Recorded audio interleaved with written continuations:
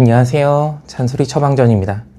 2024년부터 어도어와 뉴진스 사이에 법정 공방으로 이런저런 이슈가 많이 있었죠. 그 와중에 최근에 공식적으로 어도어로부터 전속계약 해지를 통보받은 다니엘이 2026년 1월 12일 저녁 7시에 라이브 방송을 앞두고 있다고 합니다. 일반적인 상황이라면 그냥 팬들과의 소통인가 보다 라고 생각을 할 텐데, 얼마 전에 어도어에서 다니엘과 다니엘의 모친 그리고 민희진 씨를 상대로 약 430억 원 정도의 손해배상 청구 소송을 제기한 상태라 아무래도 소송과 완전히 별개로 생각하기는 어려울 것 같아요. 그래서 도대체 이 소송이 왜 걸린 것이고 앞으로 어떻게 될 것인가, 이런 걸 궁금해 하시는 분들이 많아서 오늘 영상을 찍어보게 되었습니다. 우선 소송은 어도어에서 제기를 한 거죠. 그러면은 소송에서 이길 수 있느냐? 결론부터 말씀드리자면은 소송을 진행하면서 여러 가지 변수가 생길 수 있긴 하지만 어도어 측이 승소할 가능성이 95% 이상으로 굉장히 높다고 생각합니다. 지금 상황에 대해서 설명을 드리기에 앞서서 제가 간단한 법률적인 지식을 좀 알려드릴게요. 보통 A랑 B가 계약을 체결한다고 하면은 A는 B한테 이런 걸 해줄게, 대신 B 너는 나한테 이러이러한 걸 해줘, 서로 뭔가 해줄 수 있는 거를 교환하는 방식이 되는 거죠. 이렇게 각자가 해야 하는 그 의무를 채무라고 얘기를 합니다. 그리고 계약을 체결을 했는데 A나 B 둘 중에 한 명이 채무를 제대로 하지 않는다, 그럼 채무를 불이행했다고 얘기를 해요. 예를 들어서 A가 채무를 불이행했다? 그러면 B 입장에서는 이 계약을 해지하고 그리고 A한테 손해배상을 청구할 수 있는 권리가 당연히 발생하게 돼 있습니다. 왜냐면 B 입장에서는 A가 이미 그 계약 내용에 따른 채무를 이행하지 않는다고 하니까 신뢰도 잃었고, 그리고 A가 계약 내용대로 채무를 이행할 거로 생각하고 있었는데 일방적으로 채무를 이행하지 않아서 B 입장에서는 손해가 발생했을 거잖아요.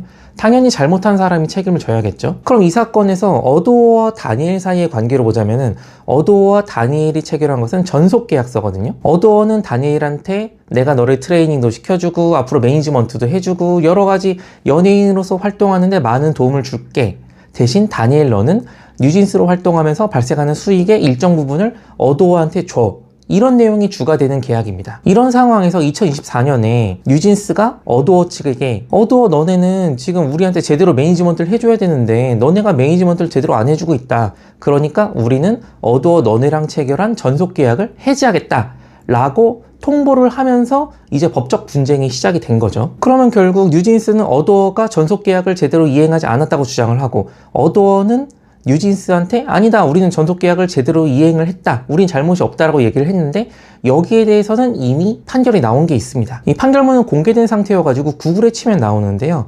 서울중앙지방법원 2024 가합 113399 라고 검색하시면 나옵니다. 이 판결은 뭐에 대한 거냐면은 뉴진스가 어도어한테 너네가 제대로 매니지먼트 안 해줬으니까 우리는 전속계약을 해지할게 빠이빠이 이런 식으로 나왔잖아요.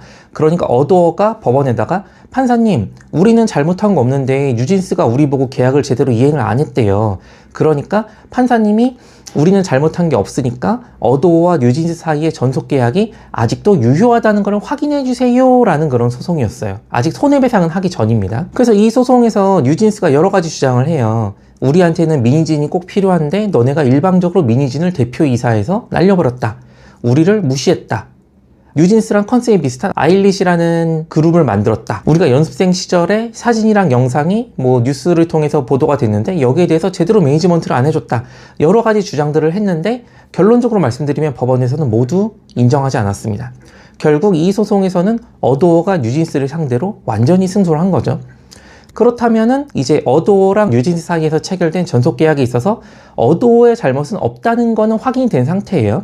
어도어랑 뉴진스 사이의 전속계약은 아직도 유효하게 유지가 되고 있는데 2024년, 2025년에 뉴진스가 일방적으로 지금 계약 관계를 이탈을 했었던 거잖아요. 그러니까 지금 손해배상 청구를 하게 되면은 특별한 사정이 없는 이상 뉴진스의 멤버였던 다니엘은 손해배상 책임을 지게 될 가능성이 매우 높은 상황입니다. 그럼 두 번째, 아까 말씀드렸듯이 어도어가 소송을 건 상대방은 다니엘과 다니엘의 모친 그리고 민희진, 이렇게 3명이에요. 그 3명을 상대로 해가지고 총 430억을 달라고 하고 있는데, 지금 뉴스 기사를 통해서 알려진 바에 따르면은 다니엘을 상대로 청구하는 금액은 300억 원 정도라고 합니다.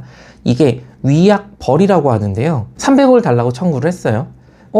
어도어가 이긴다고? 그러면은 다니엘은 무조건 어도어한테 300억을 줘야 되는 거야? 그건 아닙니다. 일반적으로 승소를 한다고 할 때에는 전부 승소하는 경우도 있긴 하지만 많은 경우에서 일부 승소를 하기도 해요.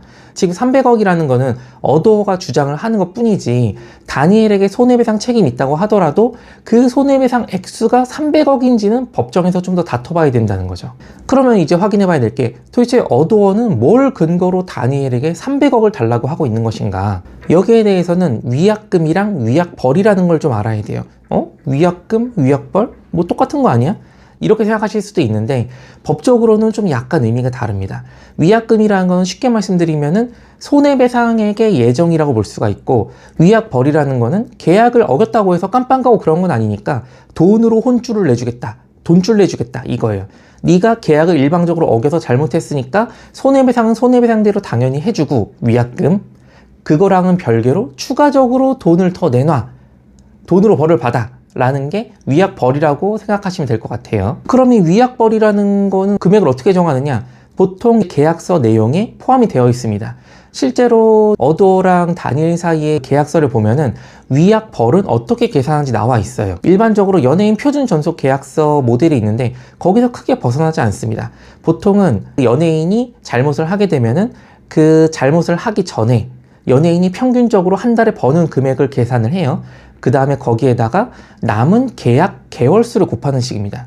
다니엘이 예를 들어서 한 달에 평균적으로 10억 정도 매출을 올려주고 있었어요. 그런데 남은 계약 개월수가 50개월이다. 그럼 10억에다가 50개월을 곱한 500억이 되는 거죠.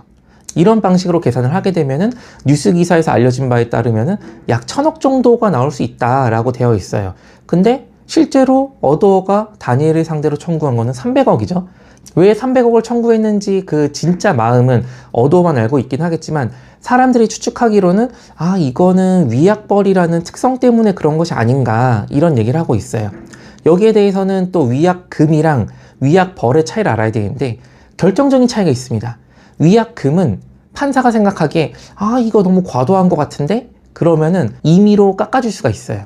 하지만 위약벌 같은 경우는 뭐 아니면 도예요. 전부 다 인정해주거나 아니면 아예 날려버리거나. 법원에서 얘기하기로는 위약벌이 어쨌든 당사자끼리 합의해서 정한 금액인데 단순히 금액이 높다는 이유만으로 날려버릴 수는 없다 라고 얘기는 하는데, 실무상으로는 금액이 좀 과도하게 높다 싶으면은 법원에서 좀 날려버리는 경향이 있는 것 같아요. 그래서 아마 어도어 측도 생각을 한 게 1000억은 좀 약간 높게 보일 수도 있겠다. 일단 시작은 300억 정도로 하자.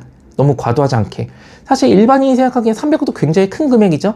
하지만 뉴진스가 올리던 매출을 생각하면은 300억 정도는 청구할 수 있을 것으로 보인다 라고 계산이 된 게 아닐까 싶습니다. 그럼 결국 어떻게 된다는 거냐? 제가 지금까지 여러 가지 설명을 드렸는데 그 당사자들의 속마음을 제가 알 수는 없긴 하지만, 저는 개인적으로 이 소송이 판결까지 가는 게 아니라 중간에 조정이나 화해로 끝날 가능성도 꽤 높다고 생각을 해요. 조정은 뭐냐면은 법원에서 조정위원을 가운데 껴가지고 원고랑 피고, 어도어랑 다니엘 측이 만나가지고 합의를 보는 거죠. 조정위원이라는 사람이 어도어 측에다가 300원 너무 세지 않습니까? 좀만 깎아주세요. 다니엘한테는 다니엘 씨 이대로 판결까지 가면은 당신 300억 줘야 될 수도 있습니다. 좀 어느 정도 돈을 주고 합의 보는 게 낫지 않겠어요? 이런 식으로 진행하는 게 조정이고, 화해라는 거는 재판부, 그러니까 이 사건을 담당하는 판사가 어도어랑 다니엘 측에다가 내가 판결로 갈 수도 있긴 한데 지금 내가 생각하기에는 피고가 원고에게 이만큼 주고 이 소송을 끝내는 게 좋을 것 같은데 어떻게 생각하세요? 라고 권유하는 거. 이게 화해입니다. 액수가 크고 어도어가 이제 뉴진스 멤버 5명 중에서 다니엘만 상대로 이렇게 소송을 한 거 보면은 뭔가 선례를 좀 남기려는 것 같기도 한데, 제 개인적으로는 앞으로 소송이 어떻게 진행될지 모르겠지만 조정이나 화해 권고가 그래도 한 번쯤은 나올 수 있지 않을까 생각은 합니다. 물론 이제 조정이나 화해 같은 경우는 강제로 해야 되는 게 아니기 때문에 원고나 피고 둘 중에 아무라도 나는 하지 않겠다 라고 해버리면 결국 판결로 갈 수밖에 없긴 하지만, 액수가 액수이니만큼 한 번쯤 저는 조정이나 화해로 끝나지 않을까 싶어요. 특히나 이제 엔터테인먼트 업계 같은 경우에는 이미지도 굉장히 중요한데 이 판결로 가는 것보다는 중간에 잘 합의 봤다고 하는 게 이미지 관리 측면에서도 괜찮지 않을까 생각을 합니다. 지금 현 시점에서 알 수 있는 건 이 정도고, 앞으로 또 어도어와 다니엘 사이의 법정 공방 관련해서 새로운 소식이 들려오면은 다시 한번 영상으로 찾아뵙도록 하겠습니다. 감사합니다.